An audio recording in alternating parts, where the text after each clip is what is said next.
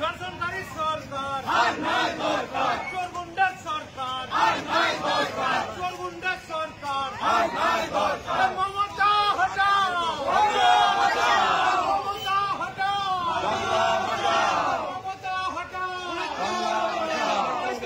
দাবি এক দফা है, বলি দাবি এক দফা है। পশ্চিমবঙ্গের গণতন্ত্র রক্ষায় বিজেপি লড়ছে লড়বে, পশ্চিমবঙ্গের গণতন্ত্র রক্ষায় বিজেপি লড়ছে লড়বে।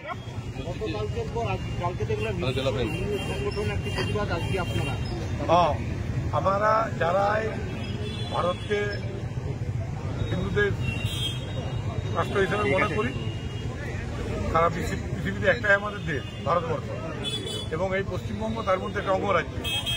এই 1946-এর 16ই আগস্ট এই বাংলা দেখেছে, কলকাতা দেখেছে, নোয়াখালী দেখেছে। তো এই যে পশ্চিমবঙ্গকে আরেকবার ওইদিকে যে ঠেলে নিয়ে যাওয়ার চেষ্টা চলছে, একটা শ্যামাপ্রসাদ মুখার্জি হিন্দুদের হোমল্যান্ড এই বাংলা পশ্চিমবঙ্গ, যে ভারত ধর্মের ভিত্তিতে ভাগ হয়েছিল পশ্চিমবঙ্গ হয়েছে, তখন তারপরে যে 46 এরিয়াতে গোপাল মুখার্জির যে লড়াই, তারপরে আজকেও আবার সেই পরিস্থিতি তৈরি করার দিকে এই হিন্দু মুখ্যমন্ত্রী, কিন্তু হিন্দু বিরোধী, উনি নিজেকে বলেন আমি ব্রাহ্মণ, কিন্তু উনার প্রতিটি পদক্ষেপে হিন্দুদের বিরুদ্ধে, তার বিরুদ্ধে আমাদের প্রতিবাদ। এবং আমরা চাই সারা বাংলার সমস্ত হিন্দু এক হোক।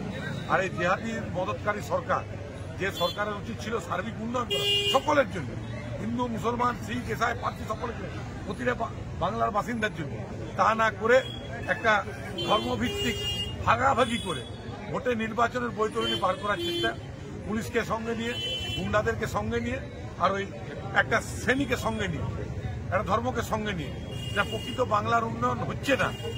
একটা ধর্মের ভিত্তিতে মানুষের মধ্যে বিভাজন তৈরি করা, আগে কোনোদিন এই সরকার আসার আগে এটা হয়নি।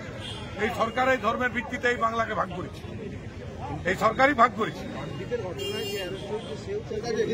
এই কাকদ্বীপটা তো আপনারা সকলেই জানেন যে কোটেশ্বর রাও এদিকে খুবই পোক্ত মাল, উনি গোটা জিনিসটাকে সাজিয়ে টাকা পয়সা দিয়ে আরজি করে সঞ্জয় আর একটা তৈরি করা হয়েছে।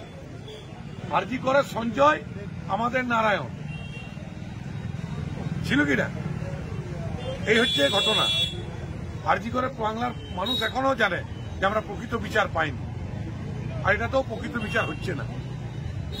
একজনকে সাজিয়ে গুজিয়ে ভূপতি হালদার তৃণমূল নেতা, প্রথমে তাকে বিজেপির, এই নারায়ণ হালদারকে বিজেপির লোক বলে করা হয়েছিল, পরে আমাদের বিরোধী দলনেতা সেটা বার করে যে ভূপতি হালদার তার বাবা একজন তৃণমূল নেতা, এবং দেখাচ্ছে তাকে মদ খাইয়ে মদ্যপ অবস্থা সেখানে ভেঙেছে।